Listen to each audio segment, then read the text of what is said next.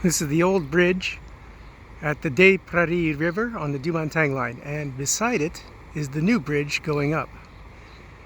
It'd be nice if they would preserve that old bridge as a bike path, since it's in pretty good shape. The bridge doesn't need to have any repairs done to it really or anything, and it would make a really great connection to Laval, which right now by bike there's no real good connection from Pierrefonds across the Des Prairies River.